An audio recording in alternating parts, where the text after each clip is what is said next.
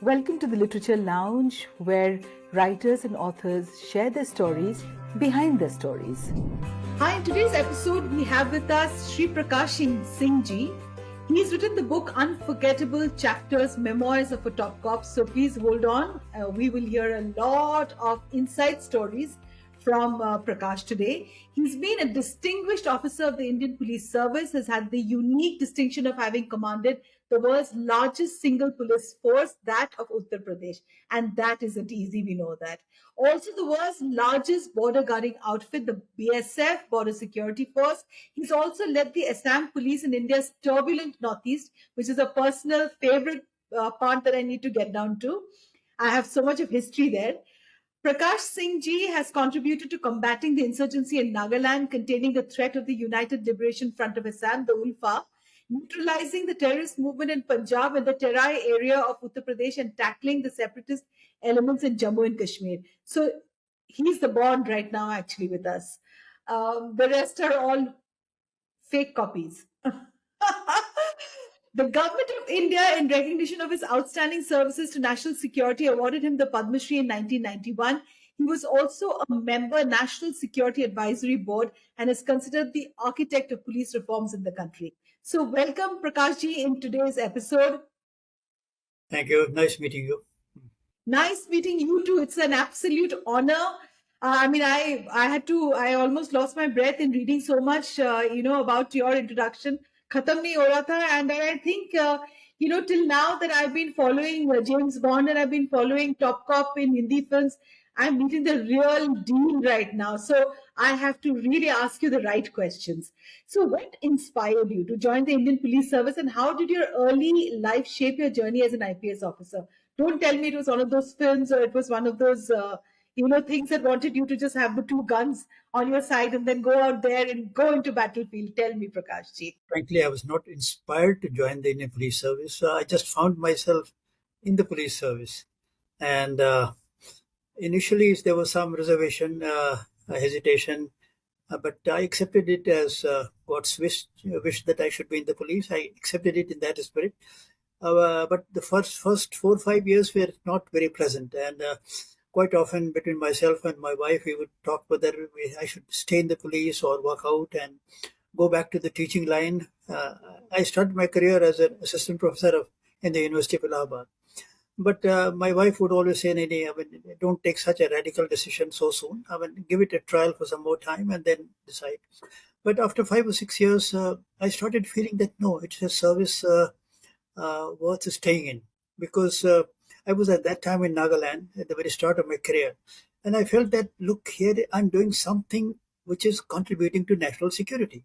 It may be 0.01%, but I was contributing to it, and somebody has to be here to do the intelligence, to take care of the intelligence part in this very sensitive area where the rebels want to break away from India and have a separate country like Nagaland.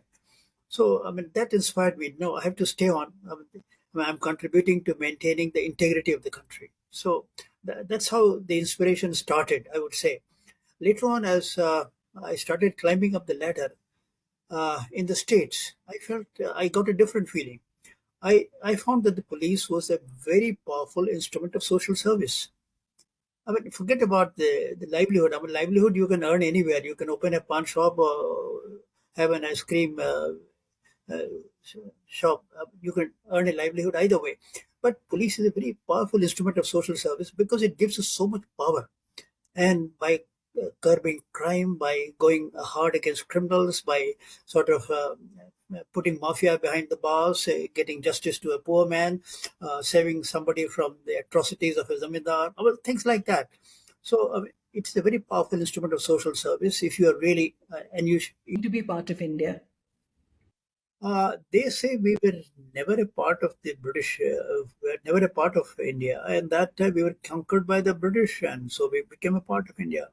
So now that the British have left, we have become ipso facto independent. That was a very facile argument drawn by them. But if you go through history, you find that the Homs always exercised sovereignty over the Nagas, and there in the Burunjis there are several mentions of Home kings having entered Nagaland, conquered, defeated the Naga chieftains, and then insisting on some kind of tributes to be paid to them yearly, this that. So I mean, it's a false narrative which they have built that they are that they are a nation. They were never a nation. In fact, the feeling of nationhood came much after independence, and it was given to them by Fizo. Earlier, otherwise, all the tribes were divided, and the intertribal clashes would very frequently take place. In fact, between neighboring villages, there would be fights, and head hunting was a favorite pastime in the old days, and the different tribes would clash with each other. There was nothing like a Naga nation as such. Naga nation is a modern concept which developed after independence. So, Prakashji, how would you characterize your journey as an author, considering your multiple books? I mean, I am gobsmacked just listening to you. I have to remember these words, what you just now said, because fear is such a thing that most of us, we are always so scared of our own lives, and having been on the forefront, hiding and not, not taking the easy route out, and also becoming an author. So, tell me, मतलब ये सारा कुछ कैसे होता है, Prakash ji? Author देखिए असर तो ऐसे है कि मतलब as I said, I started my career as assistant professor, so I was fond of reading and writing. That was, and that interest I sustained throughout my career, even while serving. And whenever I was in an area, somehow I would get an intuitive feeling that this is an area I'm very fond of, and I'll write about it. So whatever material, I mean, overground material, published material was available, I would keep on sort of collecting and I was very fond of keeping news cutting files. uh, Anything of interest to me, I will just make a cutting and keep a file. So, I mean, if today I have a whole lot of documents. In fact, somebody from the Calcutta Museum has approached me to say, you hand over the material to us. I have a lot of material on Naxals and material going back to 50 years. 50 years. I mean, old photographs, old articles, they're available with me about the Nagaland, about Naxalite movement. So, I mean, areas and subjects which interested me, I kept on collecting material about that I will write at the appropriate time. Nagaland, the inspiration to write the book on Nagaland came because, you see, even while I was leaving Nagaland, there was one night where I remember I was not able to sleep the whole night. And I kept on thinking, I mean, these were memorable days.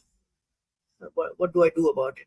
So suddenly the idea that no, I should write a book. And believe me, the complete outlines of the book uh, flashed through my mind during that night itself. And when I wrote the contents, those were the very headings which came to my mind at night time. That was the only book I wrote while still in service. All the others were written after service. Because Naxalite book on Naxalite movement, I knew that whatever I want to write, I will not be able to write as a serving officer. Because all books had to be submitted to the MHA and they would vet it and they would say, no, don't write this, don't write that. So Nagaland was vetted, but there was no problem there, not much of a problem there. But Naxalite movement, I knew I'll run into serious problems. So I waited for my retirement to write the second book on Naxalite movement. So, I mean, that's how... I mean, police reforms was a mission with me, so I wrote on that. All the books I said, which I wrote, they were because I felt deeply committed in the subject and deeply involved in the matters. That's how I wrote those books. There's a huge